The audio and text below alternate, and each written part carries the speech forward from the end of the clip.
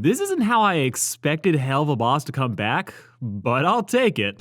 Hello, Helluva Boss fans, to another wonderful edition of us debating how much this counts as a Millie episode. I'm joking, but seriously, I've seen people terrified this is all we're gonna get, which honestly, at this point, that would be so funny. But I doubt it, it's coming, don't worry. But besides, Hell's Bells is a fun little romp about Millie's sister Sallie Buy My Merch May, coming up from Wrath to spend the day with her sister, giving us a fun little side adventure of seeing the girls just hang out, vent, and hint at bigger things to come later down the road. Though I'm not sure everyone fully noticed what exactly is going on here. So in the interest of fun and talking about a fan favorite extra, let's break down Hell's Bells and what's possibly coming at us later down the road. Let's tear this town to shreds! For those who somehow didn't get the memo, Helluva Boss is doing shorts now. The wait has been long, and while we don't have the next release date yet, even if only for a little while.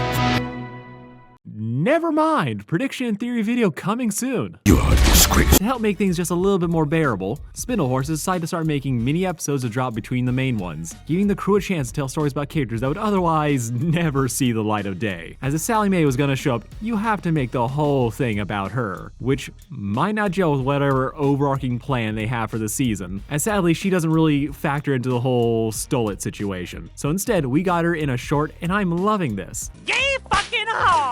These shorts are honestly a wonderful idea as it kind of highlights the power of indie animation, where it would be a struggle to convince a studio to give more money to make shorts like this, as when everything is thought up in terms of streaming and subscriptions, it'd be a hard sell that people would sign up just for a 5-minute special. But for indie and on YouTube, this is kind of the perfect home for this format, as fans are obsessed. It's a nice appetizer for a fandom already used to waiting like good little subs. I love the idea, and I'm very curious to see what other shorts we'll be getting later down the road. As personally, Helluva Boss has enough of Moxie, Blitz, and Stolas content, so unless it's weird goofy shit like Stolas trying to figure out how to work at a laundromat, I think I'd almost prefer that these shorts mainly stick to side characters or weird pairings we wouldn't normally get to see interact. Like, just imagine what happened if Octavia and Stella shared a conversation. That'd be wild. But let me know down below what shorts you would like to see, what pairings you think would make a good pitch. As with little vignettes like this, anything can happen, and I love that. And I honestly want to hear all of y'all's pitches. But on to the actual short. Hell's Bells is a delight, though I do think that opening joke is kinda dumb.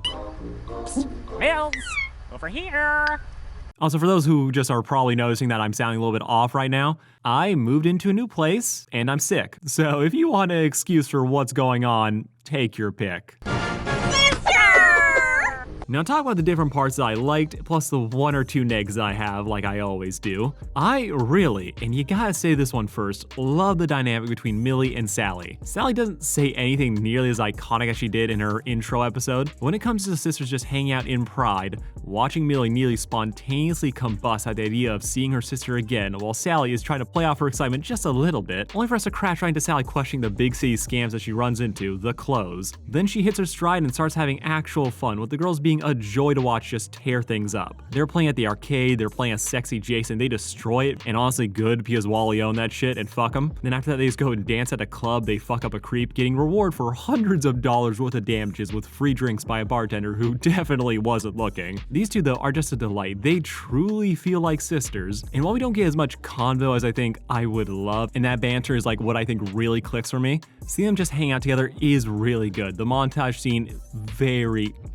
perfect. When it comes to showing them having a good time and Sallie getting won over by Millie's day plan, it's doing everything it needs to. They're sisters and they have never been stronger than right here. And I particularly love this one moment as it feels a little bit meta where Sallie goes, wait, Blitz and the rest won't be cramping Millie's style? Which feels like a fun acknowledgement of just how little we see of Millie flying solo. That's also a nice little line that you can look back on retroactively and realize, oh yeah, Sallie was feeling overshadowed by Millie's new life and her new friends. Now this is some character work that I like. It gives us a greater insight into Millie and Sallie's past, how they both helped run things and took up the lion's share of the work at the farm, with Sallie Mae apparently having to shoulder that burden alone after Millie left, which is a neat little scruple to a character that before we knew she killed people and gave her sister shit. That is kind of all we knew about her. So the fact that we get to see that, yeah, she loves her sister, she loves hanging out with her, but is still a little bit peeved out, it feels like Millie has chosen this new life over her and their hometown. So while a fun day, Sallie feeling a little bit insecure about her current place, aka the back burner of Millie's life, you can see why, yeah, that would annoy her just a little bit. With Millie recognizing, yeah,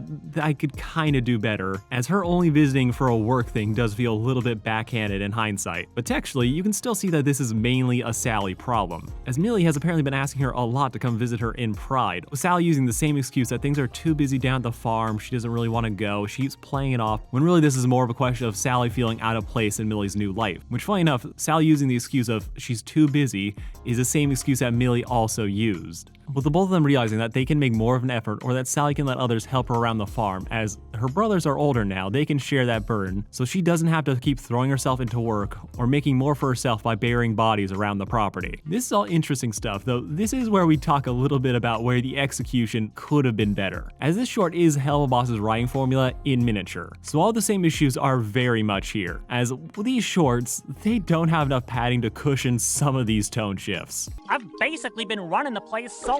Reminded me of how we used to be like this damn near every day before you left. Now, I personally think it's fine they get away with it enough. I just think that for Sallie Mae as a character, we don't really know that much about them. So having her goof off with her sister, then this hard pivot into angst, it hits this area where I'm down with what it's doing. I just don't have enough time to really process everything that's being told to me in the amount of time they're giving. We have Sallie go from simmering to blowing up to mad to sad, and it happens in like 40 seconds, and by the time it ends, I'm still in the first 15 where Sallie's saying she feels out of place in Millie's new life. I think this can work in the time frame that it has. I just think it needed to better plant Sallie's insecurities about her relationship with Millie earlier. We have stuff that makes sense in hindsight. I don't think it's quite solid enough of a setup for how rapidly we get to the reveal and the conclusion. Personally, if I were to have my pitch, I would say just cut the Millie joke at the beginning, take that 20 seconds and have instead be from Sallie's perspective, have her pull a Moxie and be thumbing through Millie's Instagram and the shiny new life she's living, and just have a quick look of her being a little bit sad. That would plant the idea, then we can get to have the payoff of Sallie having bigger issues and feeling out of place in the big city. As if you have that idea running through your mind, it makes everything click a lot more on your first viewing, and not just like, oh, in hindsight when you're rewatching the episode. I don't think they need to do it exactly like that, but I do think we need to just set up just a little bit clearer and have that climax hit all the harder without sacrificing any of the midway fun.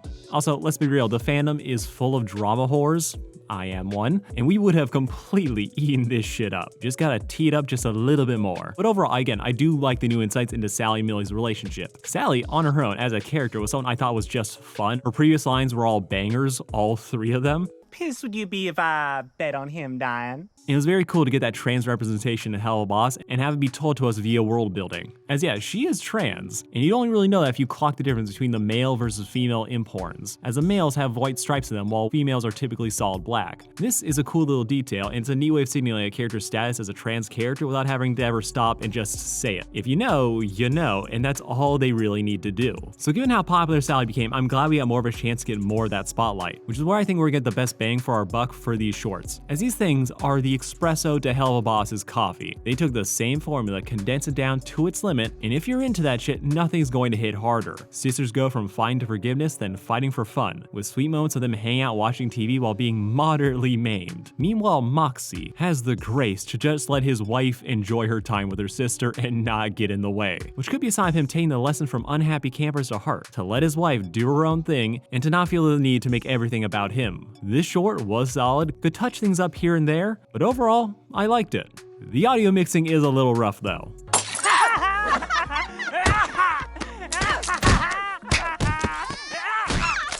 So this is like the one thing that I'm actually throwing side-eye at. Some stuff could be set more effectively, but missed opportunities, in my opinion, all that other bullshit. But the audio mixing here is a bit sloppier than anything else in this series. And for those who don't know, audio mixing, or the wrong way I'm using it, refers to the volume of the characters speak, the background music, the sound effects, and just generally making it all blend together and have it feel natural to the scene that it's in. Making it feel like an open space rather than the closet it was recorded in. That's audio mixing. But issue with this mini is less the vocals for the characters and just more how everything else is kinda too loud.